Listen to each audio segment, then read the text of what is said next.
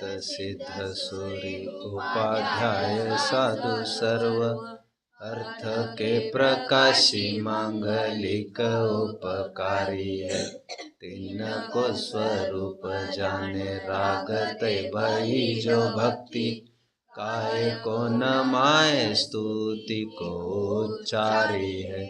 धन्य धन्य तुम ही से काज सब आज भय कर जोरी बारंबार वंदना हमारी है। मंगल कल्याण सुख ऐसो हम चाहत है।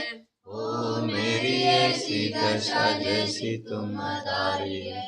ओ मेरी ऐसी दशा जैसी तुम धारी है। मोक्षार्थियों, कितने खेद की बात है, लोक में किसी को जब संतान नहीं होती है, अनेक यत्न करने पर भी, स्पेशली पुत्र संतान की मैं बात कर रहा हूँ, नहीं होती है तो वे कितने बेचैन हो जाते हैं, कितनी मनोती मन्नत करते हैं। अभी तो थोड़ा ज़माना बदल भी गया है। एक 25-30 साल पहले के ज़माने को यदि मुड़ कर देखेंगे तो आपको पता चलेगा, लोग इतने बच्चे पैदा करते थे, इतने बच्चे पैदा करते थे, जब तक लड़का नहीं होता है तो लाइन लगाए ही जाते थे। उनकी मान्यता थी कि कुल का कोई न कोई दीपक तो होना चाहिए, वंशावली रुक जाएगी तो फिर कैसे काम चलेगा, वंश चलता रहना चाहिए। अभी तो बहुत टाइम बदल गया है, अभी तो आपको सब ये बात काल्पनिक लगती होगी, बट एक टाइम ऐसा रहा है, समाज में बड़ी अजीब दृष्टि से देखा जाता था उनकी तरफ जिनको संतान ही नहीं है, और अजीब दृष्टि से उनकी तरफ भी देखा जाता था जिन्हें लड़का ही नहीं है। और वंश परंपरा चलाने के लिए लोग 2-2, 3-3, 4-4 शादियां भी करते थे। और रानी लक्ष्मीबाई वगैरह जैसी की तो हालत ऐसी हो गई कि सक्सेसर नियुक्त करने के लिए अपना ही बच्चा चाहिए होता था। शायद अंतिम एम्पायर अपना जो ब्रिटिशर्स ने छीन लिया, वो केवल इसीलिए क्योंकि अभी इसको कोई वारस नहीं है। वारस का अपना अपना बहुत इंपॉर्टेंस हुआ करता था। पहले ज़माने में राजकाज भी वारस से चलते थे। वारस समझते हो ना आप, सक्सेसर। अरे यहाँ तक कि धर्म मार्ग में भी वारस मतलब उसका सिस्टर जो ऑफ स्प्रिंग्स है वही उसे कंटिन्यू करते थे। और खूब मनोती मन्नत मांगते थे लोग, इतने चक्रे काटते थे, इतने चक्रे काटते थे भाई बच्चा हो जाए। हिंदू संस्कृति में तो अपुत्रस्य गतिर नास्ति, मूल ग्रंथों में लिखा है ये, जिन्हें पुत्र ही नहीं है उनकी गति भी नहीं होगी, मतलब उन्हें कभी भी निर्वाण नहीं होगा। मतलब लोक में जो ये दुर्गंध फैली है, वो दुर्गंध का ओरिजिन तथा कथित धर्म ग्रंथ ही रहे। टोडरमल जी ने खूब इसका खंडन किया है 5वें अध्याय में, इसी लाइन को कोट करते हुए, कभी तो कहते हैं पुत्रस्य गतिर नास्ति। ये सब आपको मिल जाएगा, 142 पेज का टॉप होना चाहिए, मेरा अभी वो लक्ष्य नहीं है। एक आध पेज हुआ होगा, आप सर्च कर लेना, आपको मिल जाएगा। तो इतनी उलझुल बातें चलती थी। आज भी मतलब ये महिलाएं चाहे जिससे भोग करा लेती थी, संतान हो इसीलिए, कभी देवर से, कभी ससुर से, कभी, और आए दिन ऐसी वारदातें आज भी आती है गांवों में जहां पर भारी अशिक्षितता है, इलिटरेसी है, अज्ञान है, वहां पर अभी तुम्हें संतान नहीं हो रही तो या तो फिर वो पत्नी स्वयं प्रेरित करती है, जैसे संत तुकाराम हुए, राइट। अभी उन्हें पहली शादी हुई, उन्हें संतान ही नहीं हुई, और वही घर में भी उनका अपमान वगैरह होने लग गया। अपमान होता था जी, हाँ। तो फिर उनकी पत्नी ने भी बार बार प्रेरित किया, आप करो जी, दूसरी शादी करो जी, करो जी, फिर लड़का, मतलब एक मैं उदाहरण देकर बात कर रहा हूँ, ये सब चलता रहा।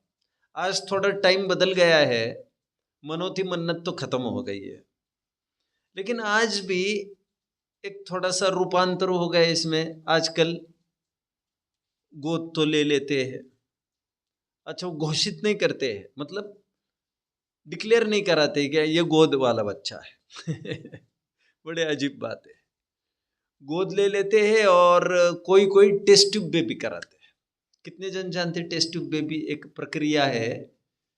अभी उसमें वीर्य ले लेते हैं, फिर वो स्वयं डॉक्टर उसका कराते हैं, केमिकल रिएक्शंस वगैरह आदि जो भी कुछ कराते होंगे। उसमें ये भी ठिकाना नहीं होता है बहुत बार ये वीर्य लगा किसका है इसमें। एनीवे इतनी उल जलूल बातें करते हैं लोग इस मॉडर्न जमाने में भी संतान उत्पत्ति के लिए। खैर, मैं मेरे प्रकरण की तरफ लौट आना चाहिए मुझे। जब लोक में संतान उत्पत्ति के लिए इतने दक्ष है लोग, अपनी वंश बेली न मिट जाए, अपनी कुल परंपरा ना मिट जाए, इसके लिए इतने सजग है लोग, इस धर्म मार्ग में इतने गाफिल क्यों है लोग? वे क्यों नहीं चाहते कि अपनी वंश परंपरा सुरक्षित रहे? कहने का तात्पर्य मेरा, वे क्यों नहीं चाहते कि मुनि वर्ग, मुनि संस्थान जिंदा रहे? और मुनि वर्ग तभी पल्लवित होगा, तभी सुरक्षित होगा जब श्रावक सजग होगा। क्योंकि आशाधर जी कहते हैं श्रावका धर्म हेतवा। उनका कहने का तात्पर्य यह है कि धर्म यदि टिका रहता है तो श्रावक के कारण टिका रहता है। धर्म का तात्पर्य मुनि धर्म की मैं बात कर रहा हूं। मुनि धर्म की सुरक्षा किसके हाथ है बच्चों? श्रावकों के हाथ। क्योंकि श्रावक सजग होगा। अरे आदिनाथ ने जो भोग लिया सो भोग लिया, मेरे वचन पर मत जाना, भोग लिया सो भोग लिया, उनको वैसे कोई फर्क नहीं पड़ता। मैं तो ये कह रहा हूं 7 महीने 13 दिन तक रोजाना आहार के लिए आते रहे। था किसी को ज्ञान? श्रावक को तीर्थंकरों के काल में था ज्ञान कैसे आहार दिया जाता है? अभी तीर्थंकर की तो सामर्थ्य थी, तो वो 7 महीने 9 दिन के लिए उनको कोई फर्क नहीं पड़ा। लेकिन आज भी श्रावक कितने सजग है आहारचर्या में, और आहारचर्या में वे सजग नहीं रहेंगे तो मुनि धर्म सुरक्षित नहीं रहेगा। 6 आवश्यक जो हमारे कहे हैं श्रावकों के, उसमें गुरुपास्ति एक आवश्यक कहा गया है। मैं तो कभी कभी ये कहता हूं, अभी लोग पूछते गुरुपास्ति मतलब क्या, गुरु की उपासना मतलब क्या? मतलब गुरु हमारे घर आए उस लायक हमारे घर में आहार भोजन शुद्ध होना चाहिए। और एक ही तो चीज है जिस बहाने श्रावक मुनियों के काम आ सकता है। एक ही कारण से मुनि हमारे घर आ सकते हैं, और वह कारण है आहार। और कोई कारण नहीं वह हमारे पास आए। और मैंने कई दफे कहा है, जगत पूज्य जगत वंद्य त्रिलोक पूज्य मुनिराजों के हाथ पर तुम्हारा हाथ हो, मतलब वो लेने की मुद्रा में और तुम देने की मुद्रा में, मतलब कितनी बड़ी महिमा है तुम्हारी। और इस विरध को, इस पद को क्यों चूक रहे तुम? पद्मनंदी पंचविंशति का जैसे ग्रंथ में एक जगत जय जयकार की है श्रेयांश राजा की। हमें लगता है तीर्थ का प्रारंभ आदिनाथ से हुआ, तीर्थंकर कहते उनको, लेकिन कहते दान तीर्थ का प्रारंभ श्रेयांश ने किया। ये श्रेयांश जी नहीं होते तो काम नहीं होता हमारा। तो उनकी जय जयकार 3 छंदों में जय जयकार की है उनकी, धन्य है। इसलिए सजग श्रावक श्रमण परंपरा को सुरक्षित रखता है। खैर, अभी तक की बॉटम लाइन मेरी कोई बताएगा 2 लाइन में अथवा 1 लाइन में कोई बताएगा प्लीज? इनको 1 पॉइंट दे दिया जाए। शाबाश शाबाश शाबाश। अब भी बताएंगे ही। खैर, जिस प्रकार लोक में संतान उत्पत्ति के लिए, कुल परंपरा की रक्षा के लिए लोग इतने छटपटाहट करते हैं, हमारा धर्म परंपरा सुरक्षित रहे इसके लिए हम क्या कर रहे हैं? ऐसा एक छंद आशाधर जी ने अपने ग्रंथ में लिखा है। जो मैं यहाँ पर कह रहा हूँ, ये पीड़ा मैं मेरे मन की ही नहीं कह रहा हूँ, ये किन्हीं आचार्य विद्वानों की पीड़ा को मैं यहाँ पर बयान कर रहा हूँ। एनीवे, कमिंग बैक, इतना सब कहने का तात्पर्य मेरा इतना ही है कि साधुओं के प्रति गुरुपास्ति जो हमारे 6 आवश्यकों में कहा है, और वो श्रावक नहीं जिसे श्रवण होने की भावना नहीं, और श्रवण होने की जिसे भावना है वो श्रवण उपासक भी हुआ करता है। वो ग्रंथों को ही नहीं पढ़ता है, वो मूर्त रूप भी देखना चाहता है। मोक्ष मार्ग का लिखित रूप ग्रंथ है, मोक्ष मार्ग का मूर्त रूप मुनिराज है। और हजारों पेजेस पढ़ने के बजाय मुनिराज को एक बार देख ले, काम हो जाएगा। इसी को कहता हूं मैं, 100 सुनार की और 1 लोहार की। मोक्षार्थियों, आज आचार्य भक्ति का प्रकरण चलेगा। आचार्य एक सांकेतिक संज्ञा है। आचार्य के अंतर्गत आपको उपाध्याय साधु गर्भित समझना चाहिए। कल अरहत भक्ति चला, उस अरहंत में भी सिद्धों को गर्भित करना चाहिए। इस प्रकार पांचों परमेष्टि की भक्ति की मुख्यता इन दोनों भावनाओं में कवर हो चुकी। ऐसा कहीं लिखा है, ये मेरे नोटिस में नहीं है, ये मैं कह रहा हूँ आपको। ये कहकर मैं आपको पुनर्विचार का भी एक अवसर दे रहा हूँ। अरहंतों में मैंने सिद्धों को गर्भित किया, आचार्यों में मैंने उपाध्याय और साधुओं को गर्भित किया। इस प्रकार पांचों परमेष्टि की भक्ति समाहित हो। वैसे जाते जाते एक बात कह ही दो, अरहंतों में सदा सुखदास जी ने रत्नकरण शावकाचार्य के वचनिका में अरहंतों में पंच परमेष्टि की कल्पना की है। अरहंत ही भावी नैगम्य से सिद्ध है, अरहंत ही भूत नैगम्य से आचार्य उपाध्याय और साधु है। हम जब देव शास्त्र गुरु की पूजन करते हैं मंदिर में, तो लोग पूछते हैं यहाँ पर गुरु कहाँ है, शास्त्र कहाँ है? अरे देव और गुरु यही भगवान है। और मैंने आपको बताया था, शास्त्र के रूप में जो ताम्र पत्र होते हैं, कुछ यंत्र होते हैं ना, यंत्र, वे ही शास्त्र के प्रतीक होते हैं। और हर वेदी पर इसलिए विराजमान रहते क्योंकि देव शास्त्र गुरु की पूजन करते हैं हम। कोई ये ना पूछे कि शास्त्र का,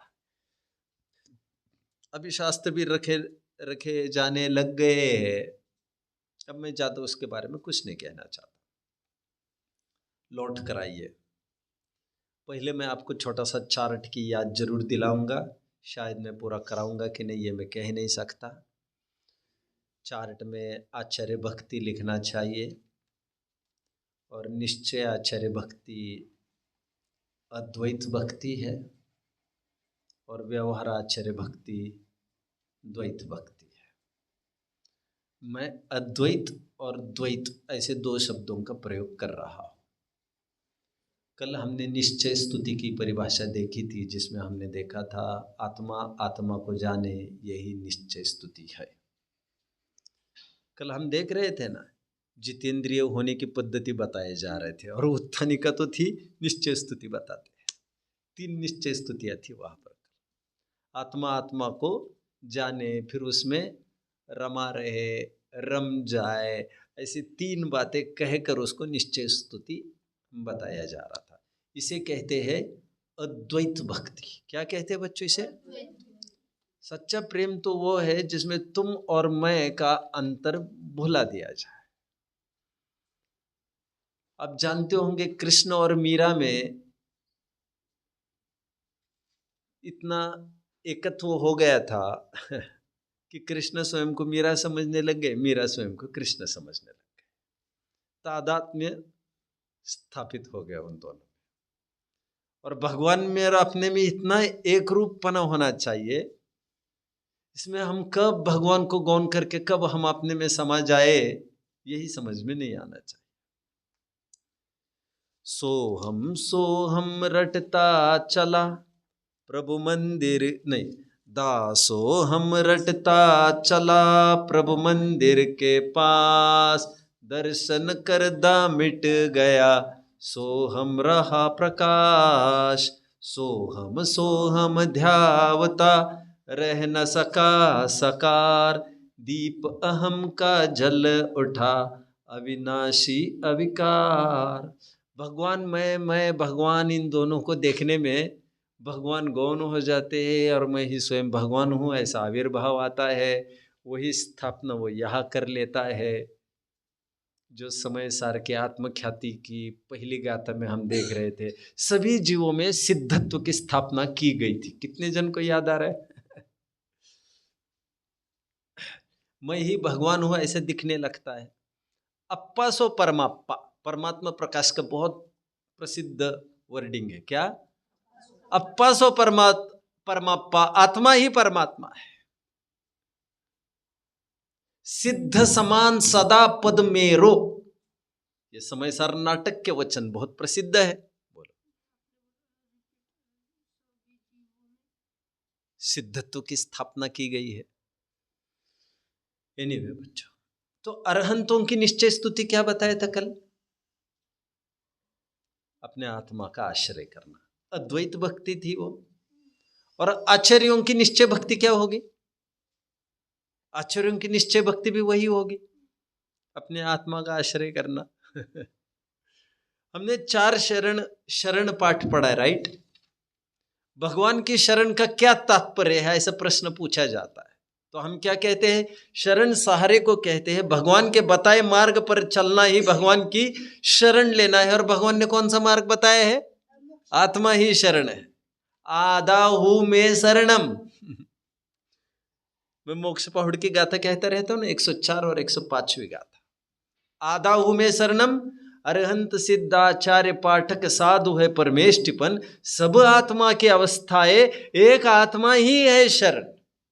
पेड़ा भी चाहिए, बर्फी भी चाहिए, रसगुल्ले भी चाहिए, मूल में आपको चाहिए शक्कर। शक्कर, डॉक्टर ने कहा है शुगर की लेवल थोड़ी सी बढ़ा लो, तो घर में पेड़े बनने चालू होते, मिठाई बनने चालू होते। हाँ या ना बच्चों?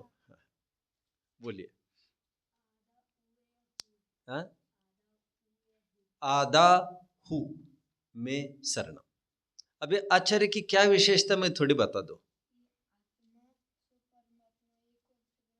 परमात्मा प्रकाश। अभी देखिए बच्चों, आचार्य का रोल संघ में एक फादर जैसा है। किसके जैसा? घर में पिता का क्या रोल होता है बच्चों? पिता मतलब सब कुछ होता है। हर संकट में, हर संकट को झेलने वाली पहली ढाल बाप होता है। आपने खराब सेंस में सुना होगा, बाप तो बाप ही होता है। सुना है? वैसे मैं ये भी बता देता हूं आपको। वीरेंद्र सहवाग एक क्रिकेटर रहे हैं, उनकी काफी स्कूल्स भी है। आप वीरेंद्र सहवाग नाम नहीं सुना आप लोगों ने? सरप्राइजिंग।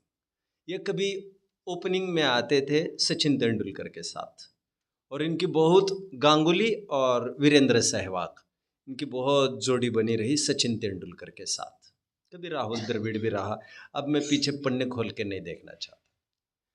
पाकिस्तान के अगेंस्ट मैच थी और वीरेंद्र सहवाग लगभग 200 रन पूरे कर चुके थे।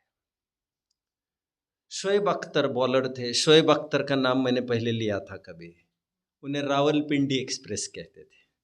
Fastest bowler, fastest ever bowler, 150 kilometre per hour की रफ्तार से वो बॉलिंग करते थे। सबसे बहुत मतलब अच्छे अच्छों के छक्के छूट जाते थे, पसीने छूटते थे, परेशान हो जाते थे, कहीं ना कहीं सिकाई जरूर होती थी उनकी। टेरर था उनका बहुत। अब वे बॉलिंग कर रहे थे, 200 रन कंप्लीट कर चुके थे वीरेंद्र सहवाग, और परेशान हो गए, वे आउट ही नहीं हो रहा ये। तो वे थोड़े आक्रामक होते हैं ना वे लोग, थोड़े पाकिस्तानी प्लेयर्स, गाली गलौज भी करते, खूब करते हैं मैदान में। तो उन्होंने कहा कि तेरे में दम हो यदि तो तुम हुक करके दिखाओ। और वो बाउंस गेंद डालने लग गए। और बाउंस में तो कितना रिस्क होता है। अभी आज के ज़माने में तो हेलमेट पहन लेते। तो एक बॉल डाली उन्होंने, बाउंस हुक करके दिखाओ, फिर सेकंड बॉल बाउंस डाली, हुक करके दिखाओ, चैलेंज देने लग गए। तो वीरेंद्र ने उनको कहा बीच मैदान पर ही कि भैया बाउंस डालना है तुम्हें यदि, तो तुम्हारा बाप वो खड़ा है, क्या क्या क्या कहते हैं, स्ट्राइक एंड नॉन स्ट्राइक, क्या कहेंगे उसको, नॉन स्ट्राइक, नॉन स्ट्राइक पर सचिन तेंदुलकर थे। तो कह रहे तुम उसको डालो, मुझे क्या डाल रहे, मुझे तो आता ही नहीं कुछ ज्यादा। तो अभी सचिन तेंदुलकर की बारी आ गई खेलने की, और पहले बॉल उसने बाउंस कर दिया, पहले बॉल पर उन्होंने छक्का ठोक दिया। तो डायलॉग वहां से प्रसिद्ध हो गया, बोले बेटे हो गई शांति तुम्हें अभी। खैर मैं तो क्या और उन्होंने कहा था बेटा बेटा होता है, और आगे की बात उन्होंने कही जो बहुत प्रसिद्ध हो गई बाद में, बेटा बाप तो बाप होता है, तो हमारी बराबरी थोड़ी होगी उनके साथ। मैं अभी आचार्यों की कुछ खास बात कहूँगा, आपके समझ में आएगी। वो फैमिली में जो एक पिता की भूमिका है, वो भूमिका आचार्य की संग में हुआ करती है। थोड़ी देर में यदि मुझे समय मिलता है तो मैं बताऊंगा कितना टेरर उनका होता है। चलो मैं बाद में बताऊं ना बताऊं, अभी एक शब्द में बताऊं, इतना टेरर होता है, इतना टेरर होता है उनका। सदा सुखदास जी ने भी वो उदाहरण लिख दिया। ऐसा लिखते हैं, जिस प्रकार कोई गीदड़ जब कोई भक्ष खा लेता है, जंगल में शिकार करता है ना, तो खा लेता है कुछ, लेकिन जैसे ही शेर सामने आता है, वैसे पूरी शिकार, खाई हुई शिकार वो उगल देता है। कितने जन जानते हैं इस बात को? अरे भाई तुम क्या बात कर रहे हो, हाँ ऐसा होता है। सियार वगैरह ये होते हैं ना, गीदड़ वगैरह, ये निगल जाते हैं शिकार को, लेकिन जैसे ही शेर सामने दिखे फिर उगल लेते। मैं क्या कहना चाहता हूं इसके माध्यम से, एक शब्द बोलो,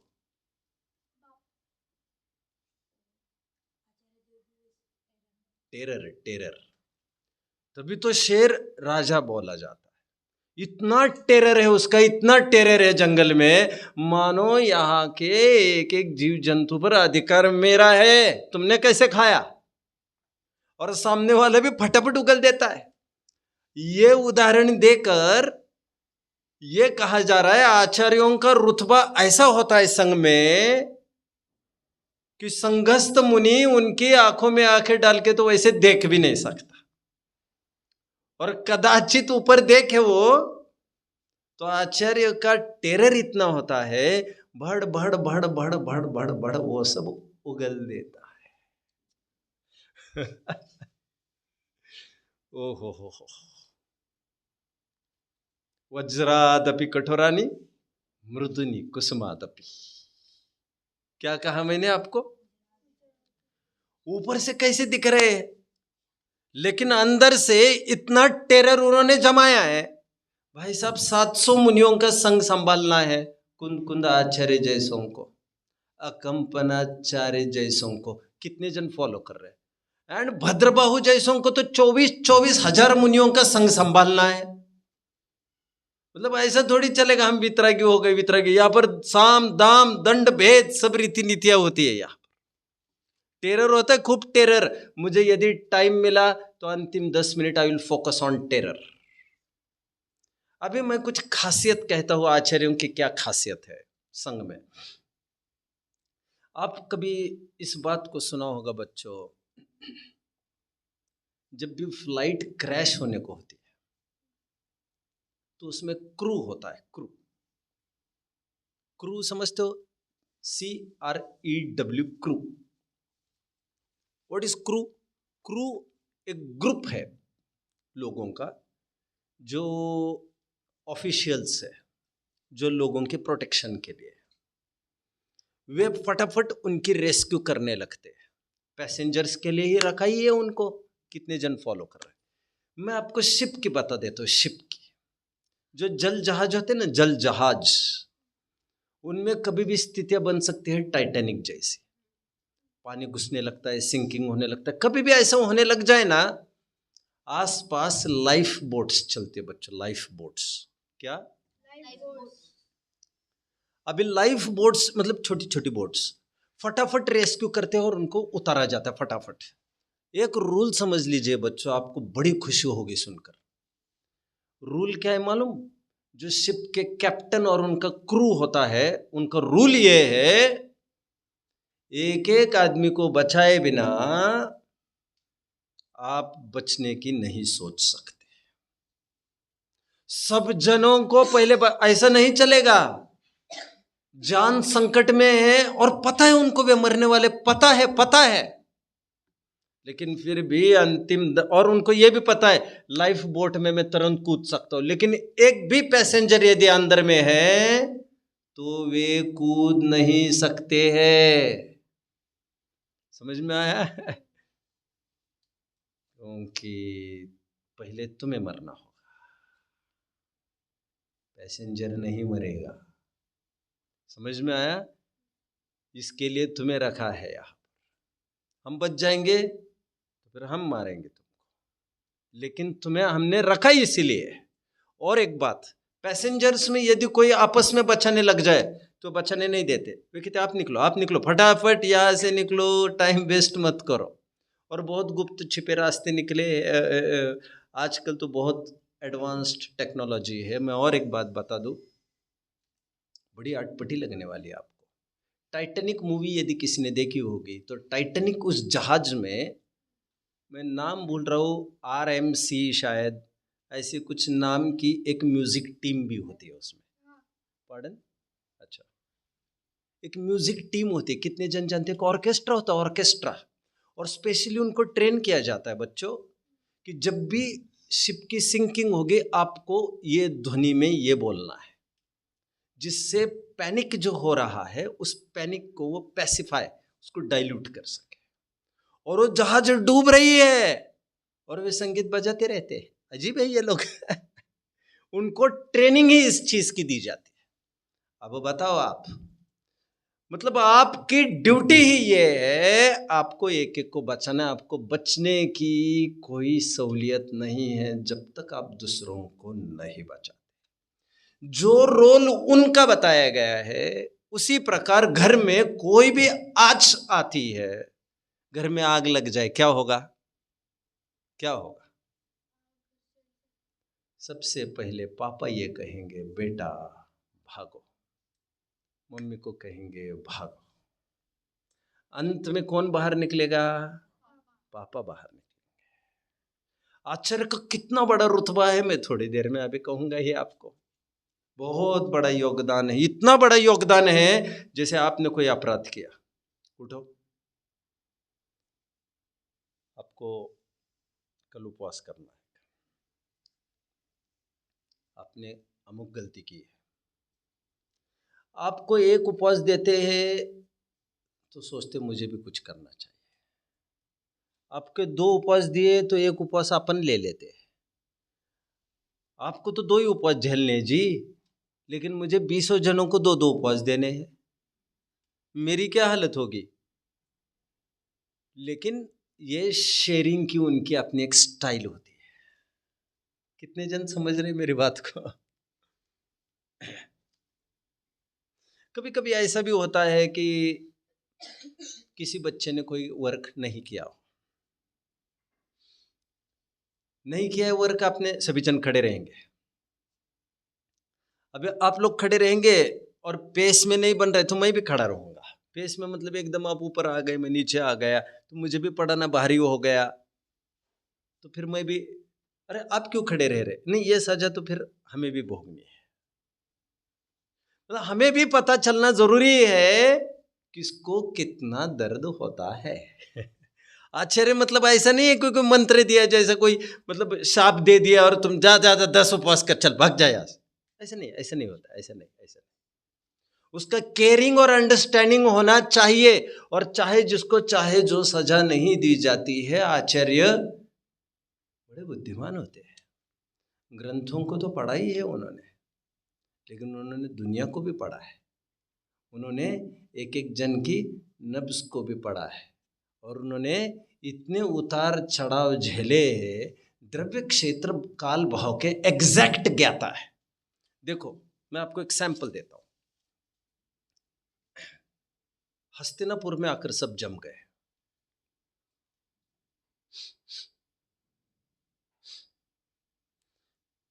कुछ गंध आ रही है यहां पर, किस चीज के आचार्यदेव?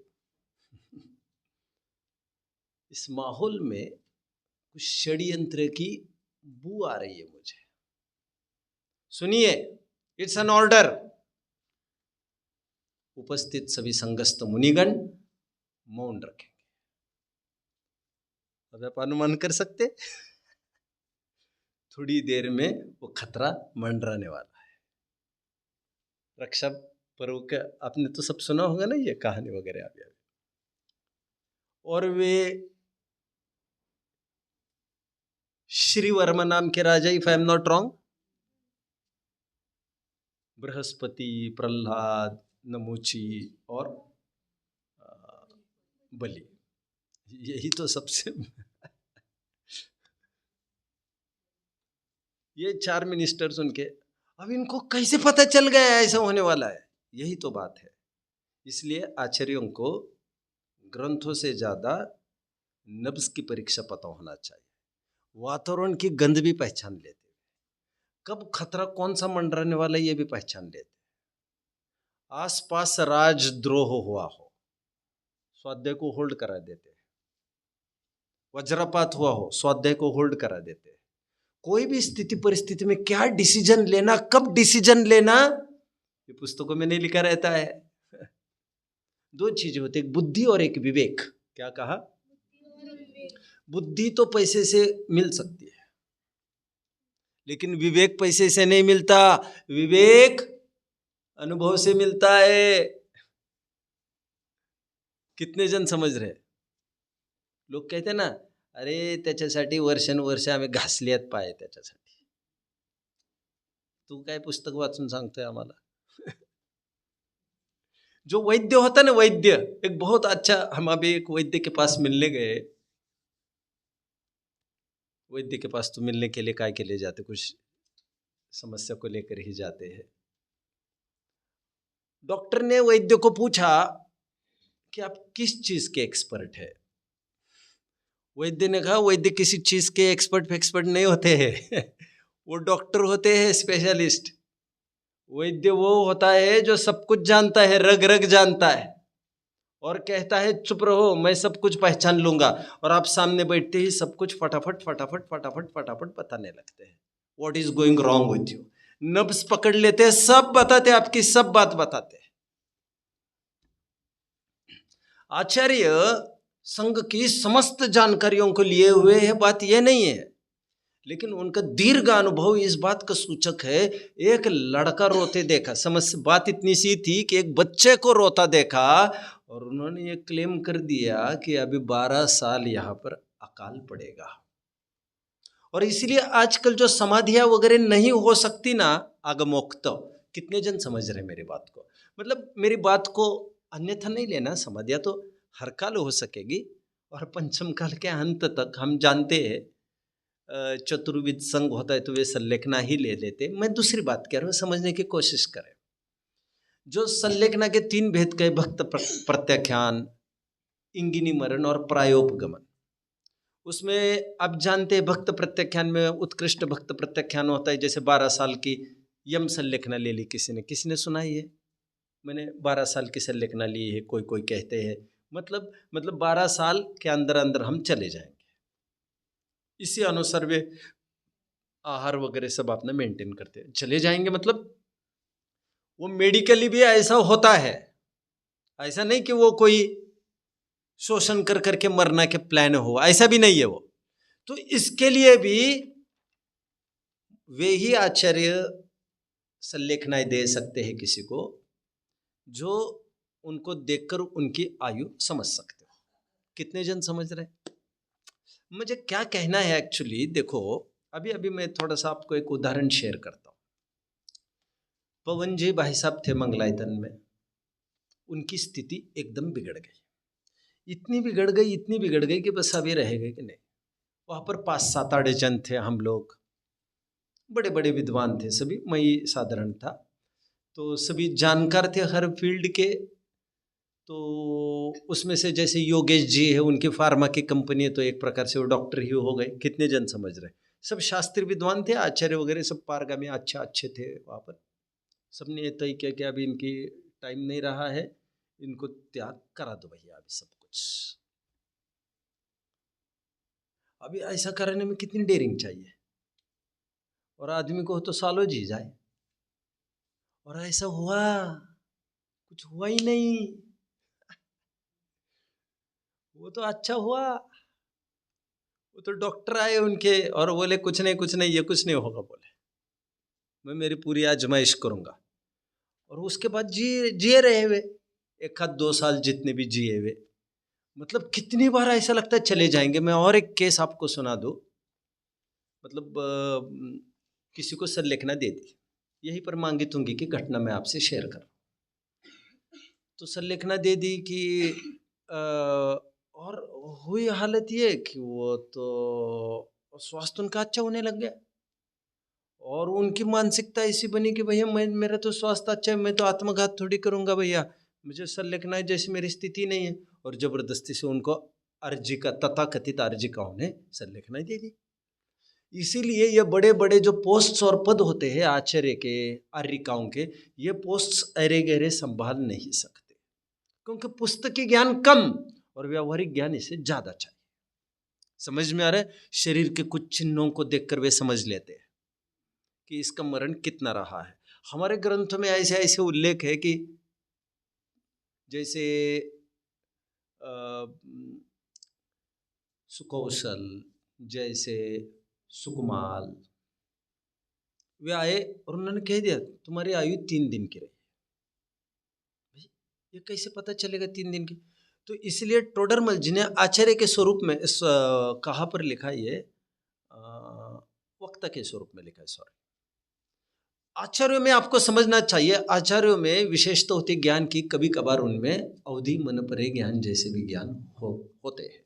कितने जन समझ रहा? अभी मैं पंचम काल की भी लेटेस्ट बात नहीं कर रहा हूं, बट इस पंचम काल में लेटेस्ट की भी हम बात करेंगे, तब भी आपको समझना चाहिए उनको शक्ति प्रमाण, ज्योतिष का, आयुर्वेद का, हर एक चीज का ज्ञान होना चाहिए।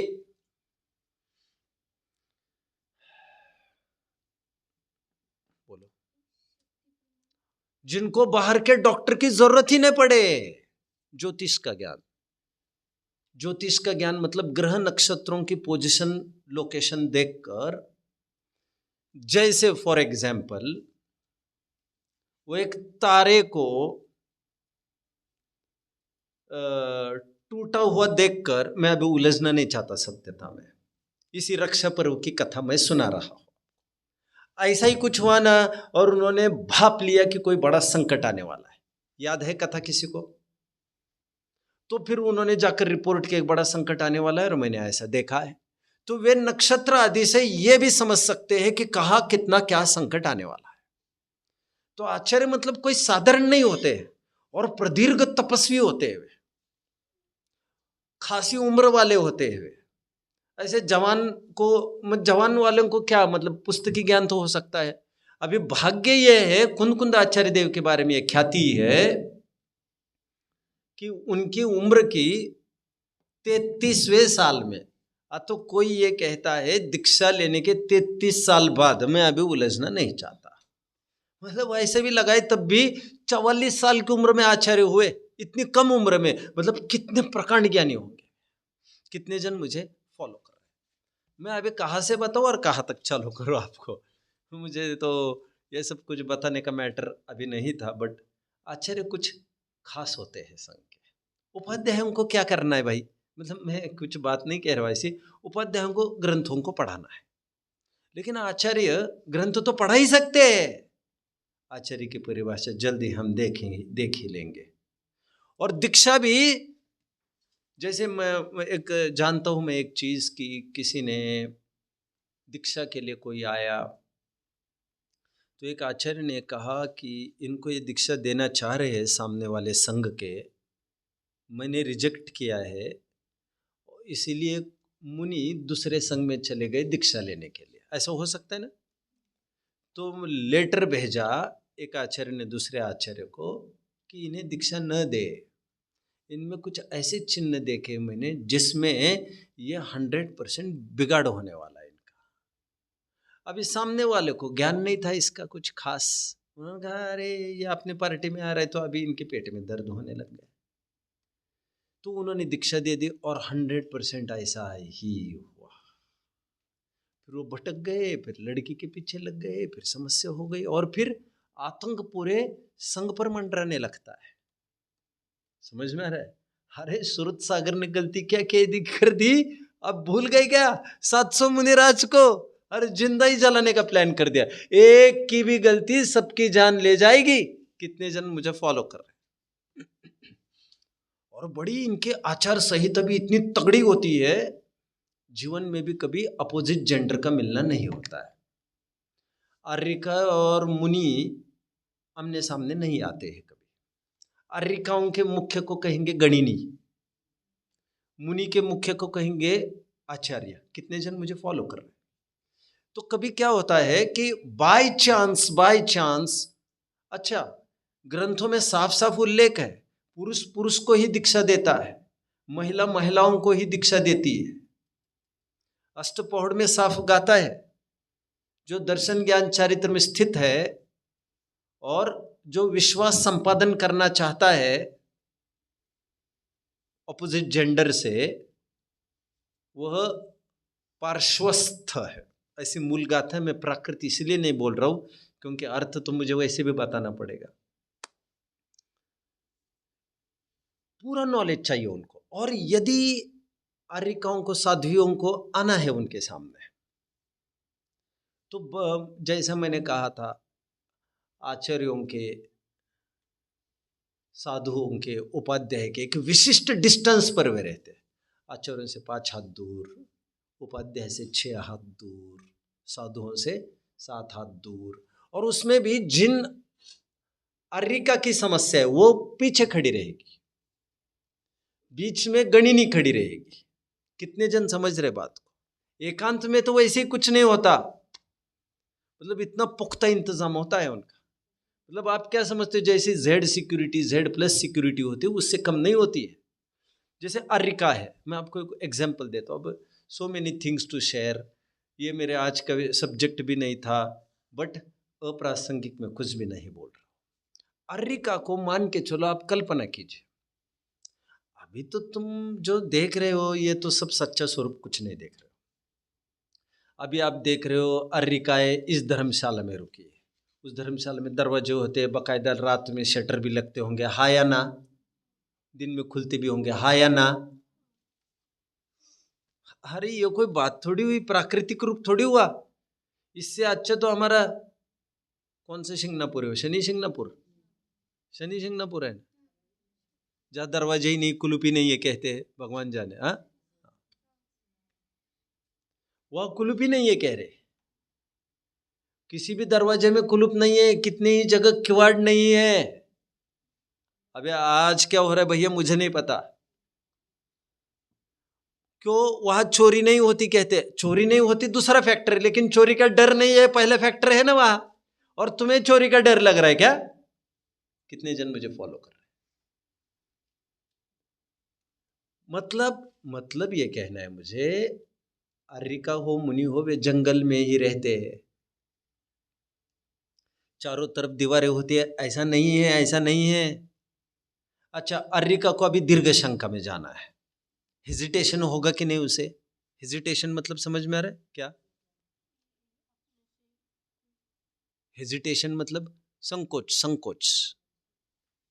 संकोच होगा, क्योंकि महिलाओं को क्या, पुरुष को भी थोड़ा मतलब ऐसा लगता है ना थोड़ा। आप समझ रहे हैं क्या बात को? लाजाबरू, आप समझ रहे हैं ना बात को? सभी आर्यिकाएं उनको घेर के खड़ी रहती है। अच्छा, अब विचार करिए, मासिक धर्म भी होता है महिलाओं को, हाँ या ना? आर्यिकाओं के भी होता है, हाँ या ना? हाँ या ना? फिर उसके बाद कपड़े बदलने, कैसे बदलेगी वो? दूसरी साड़ी है नहीं उसके पास, कैसे करेगी?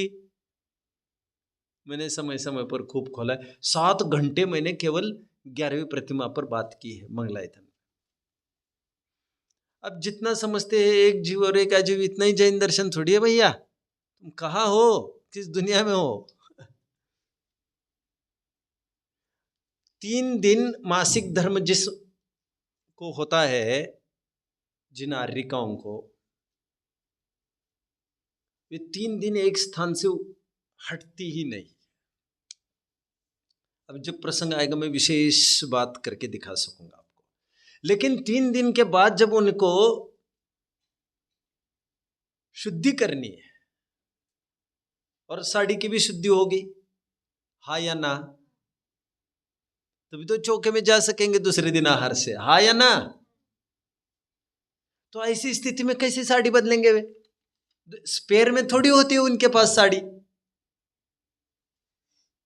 तो जैसी Z+ सिक्योरिटी होती है, सब सराउंड कर देते हैं उनको, घेर लेते हैं सभी।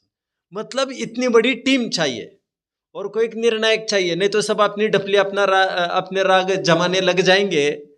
तो मॉनिटर का क्या काम? एक कोऑर्डिनेटर जरूर होना चाहिए। बहुत बड़ी संस्थान है, ये इसकी खोपड़ी से चलता, वो उसकी खोपड़ी से, यहाँ पर सब सबकी खोपड़ी से चलता। भैया एक कोऑर्डिनेटर होना चाहिए, कोऑर्डिनेटर। उसके लिए वो काम क्या करेगा? वो पत्थर उठाएगा कि क्या करेगा? अरे बेवकूफ, वो सबके मन जोड़े रखेगा। इसलिए कोऑर्डिनेटर होते हैं हर जगह। कितने जन समझ रहे? नहीं, लेकिन वो करेगा क्या? अरे तुम यही नहीं समझ रहे हो? जो ह्यूमन रिसोर्सेस डिपार्टमेंट होता है फैक्ट्री कंपनीज में, बड़ी बड़ी इंडस्ट्रीज में, वो इसका काम होगा। आचार्य प्रसंग पढ़े तो पढ़ा भी सकते, चलिए अब मैं परिभाषा पर तो आ ही जाता हूं। अनुशासन का मैं नहीं कह सकूंगा क्योंकि टाइम इज फ्लाइंग।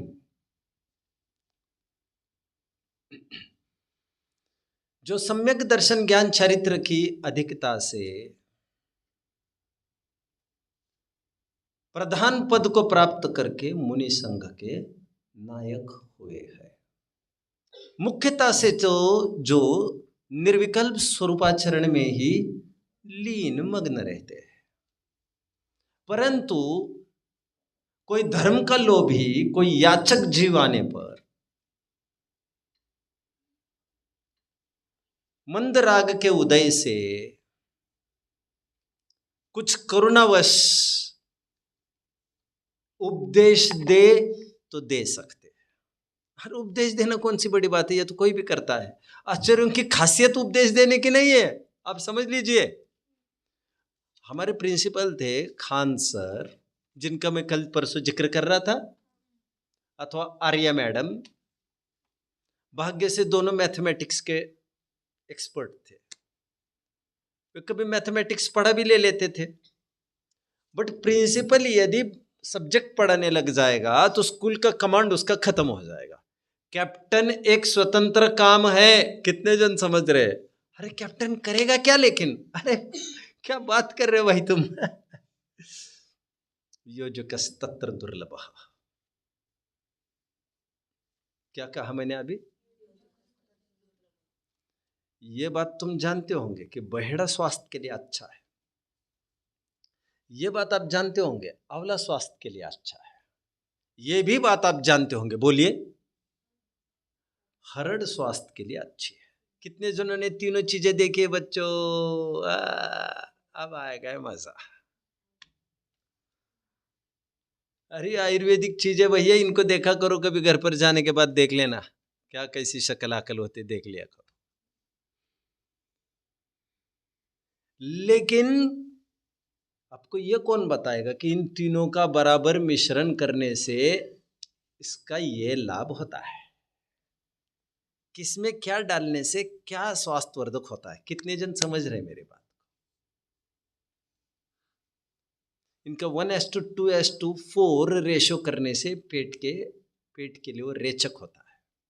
1:1:1 रेशो करने से ये आंखों के लिए अच्छा होता है। अच्छा, हमें तो पता ही नहीं। अरे भैया इनके कंपोजिशन होते, कंपोजिशन समझ में आया? ये ब्रास बनता है, अलॉय, टिन एलॉय बनता है, हाँ या ना? एलॉय है कि नहीं? ये एलॉय समझते? एलॉय छोड़ो। एलॉय एक मिश्रित चीज है, जैसे ब्रास है, ब्रास पीतल, ये एलॉय है, ये कोई स्वतंत्र धातु नहीं है। ब्रॉन्ज स्वतंत्र धातु नहीं है, तीन धातु बनकर मिली है। ब्रॉन्ज का कोई, जैसे हाइड्रोजन का क्या फॉर्मूला, क्या क्या क्या सिंबल क्या है? H, H. सल्फर का क्या है? एस, हाँ या ना? सबका अपना अपना एक सिंबल होता है। ब्रॉन्ज का क्या सिंबल है? अरे भैया, ब्रॉन्ज कोई एलिमेंट थोड़ी है जो उसका सिंबल होगा। कितने जन समझ रहे? पीरियोडिक टेबल है, ब्रॉन्ज है उसमें? नहीं। ब्रास है उसमें? नहीं। क्योंकि एलिमेंट थोड़ी अलग, वो तो कितने एलिमेंट का वो बनकर मिली हुई एक चीज है। कंपोजिशन होना चाहिए उसमें प्रॉपर प्रोपोर्शनेट। एनीवे मैं क्यों कह रहा हूं इतना सारा? कौन बताएगा? कौन बताएगा? बोलो। कोऑर्डिनेशन उनका काम है, तालमेल बिठाना उनका काम है। एनीवे,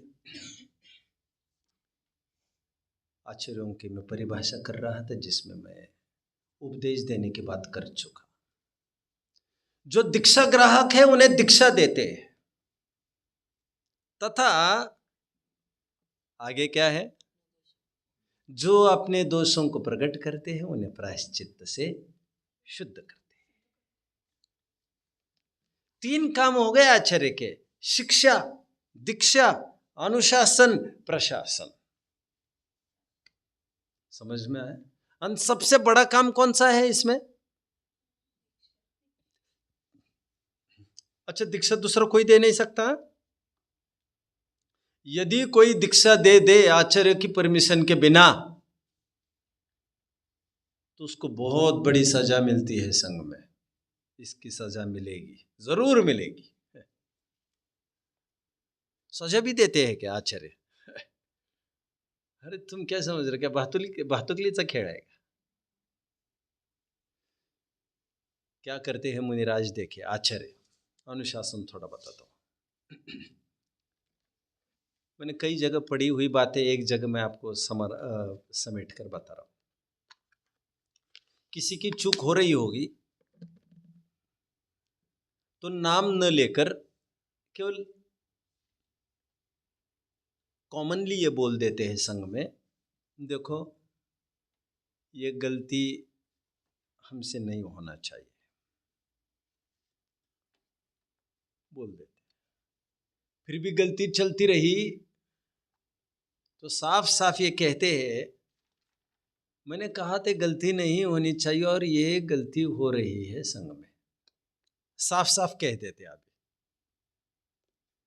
उसके बाद भी कोई बाज न आए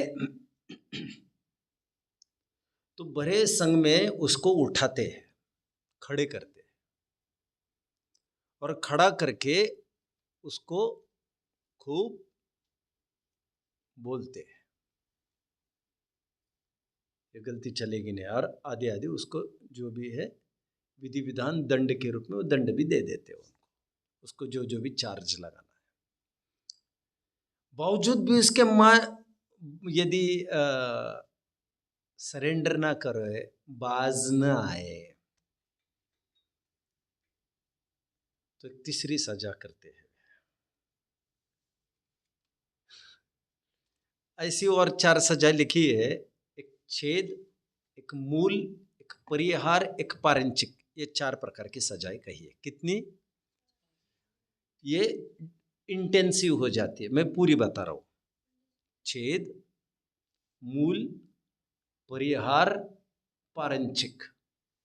मैं अभी ढूंढ रहा था बहुत उसे आते समय, लेकिन मिली नहीं मुझे, वो प्रकरण मिला नहीं। लेकिन वो प्राप्त करते करते मुझे सब याद ही आ गया, तो बात ही नहीं रही, तो मैंने कहा बने रहे। किसी की गलती हो गई, किसी की कुछ, तो उसको कहते हैं तुम 10 साल के दीक्षित हो, तुम्हारा -5।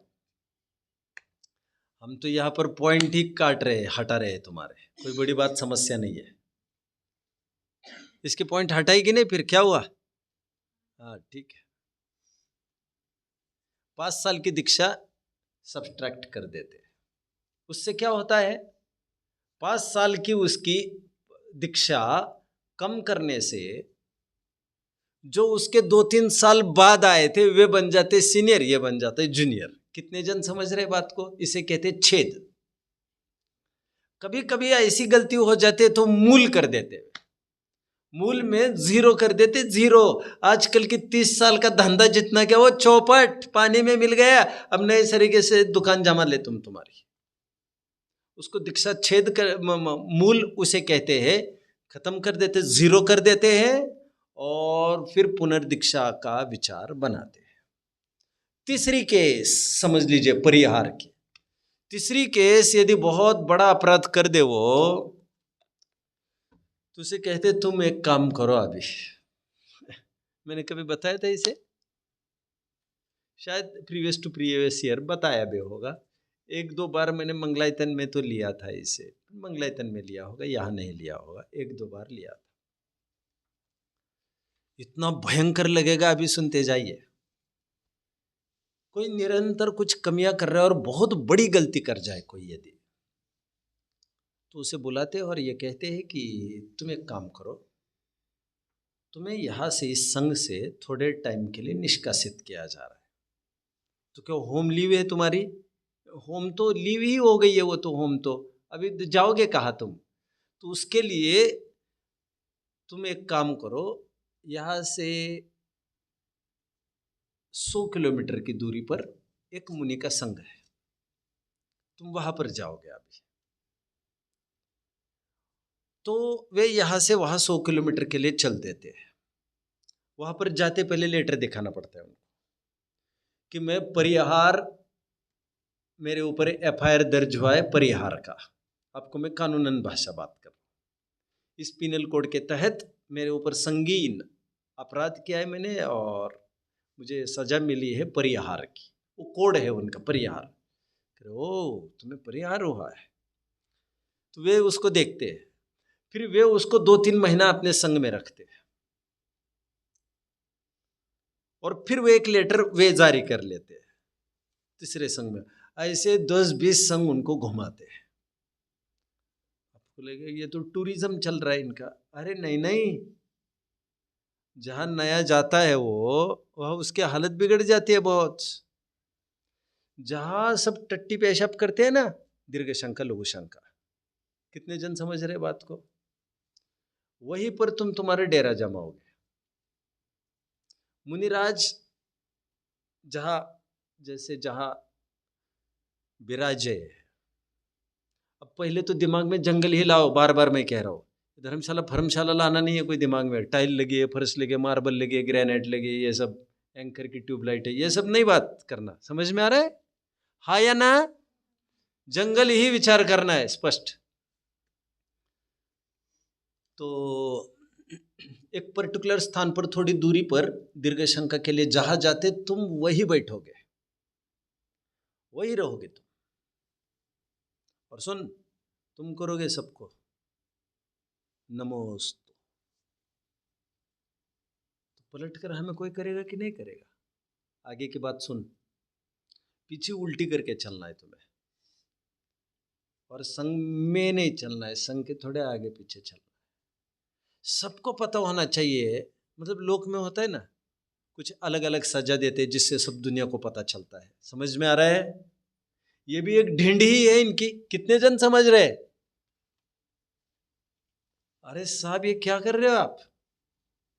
ऐसे कई संघों में घुमाते हैं उनको, और संघ में भी उसको एक प्रकार की स्थिति उसकी बहिष्कृत जैसी होती है, और नई जगह जाओ तो सब नई जगह तो कौन इज्जत देने वाला है अपने ओहो हो, सब जगह भैया नए जाओ तो पॉलिटिक्स स्टार्ट ही है तो हमारे पैर खींचने में लग गए यार, हालत खराब कर देते हैं। और तुम जहां नए जाओगे मतलब तुम्हारे यहाँ का रिकॉर्ड नहीं माना जाएगा कुछ भी। तुम इसका यहाँ क्या रुतबा था तुम्हारा? तुम वहां जाओगे तो किसी की हाथ दबाने, पैर दबाने, फटाफट। जैसे जेल में होता है ना, जो भी नया कैदी आता है बस उसकी पूरी बैंड बज जाती है। झाड़ू वही लगाएगा, पोछा वही लगाएगा, सबकी सेवा वही करेगा, सब सब पैर वही दबाएगा और सब वही काम करेगा। घर का अमीर हो नहीं तो कुछ हो, सब ऐसा ही चलता है जेल में। कितने जन समझ रहे हैं? और सब खूब ठुकाई पिटाई पहले दिन मतलब खूब होती है। नए वालों का तो खूब बरसात होती है वहाँ, जैसे नरकों में होता है, वो भी एक छोटा नरक ही है। कितने जन समझ रहे हैं?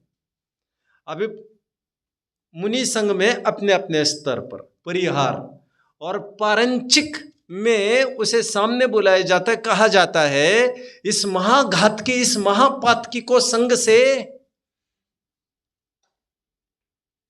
पूर्णतया अलग किया जाता है। फिर उसके बाद उसको कोई भी मुनि संघ एक्सेप्ट नहीं करता दुनिया का, फिर दीक्षा के लिए इनवैलिड माना जाता है फॉर नाउ। फिर उसकी परिणति पलटे क्या हो तो दुनिया सब बात प्राग भाव प्रद्वंद सभा का कंसेप्ट तो अपने स्थान पर लगेगा, बट चारणान्यों का अपना तगड़ी पॉलिसी चलती है। आचार्यों का मैं एक सैंपल दे रहा हूँ आपको, सैंपल। कितने जन समझ रहे हैं? ऐसे थोड़ी होते, अरे हमने तो सुना है कोई ऊपर खाज खुजावते, कोई भी आकर खुजाए हुए हिलते भी नहीं है, डुलते भी नहीं, ऐसे भी नहीं। अरे पद संभाल रहे हो भैया तुम, समझ में आया? श्रुत सागर को बोल दिया, श्रुत सागर मेरे कलेजे का टुकड़ा होने पर भी आई प्रोक्लेम, मैं घोषणा करता हूं इस बात की, श्रुत सागर को अभी इस संघ में कोई स्थान नहीं है। मेरे प्यारे प्यारे, my dear dear dear dear, बहुत नजदीकी थे श्रुत सागर उनके, क्योंकि श्रुत सागर पारगामी विद्वान थे। कितने जन जानते इस बात को? तभी तो वहां लड़ पड़े, डिबेट कर पड़े। समझ में आ रहा है? धड़ाधड़ गाथा है बोल के दिखाई होगी। अरे वहां कोई कंठपाठ योजना चल रही थी तुम्हारी, जो उनके साथ लड़ भिड़ गए तुम एक काम करो, जाओ वहां पर। वहां क्यों जाओ?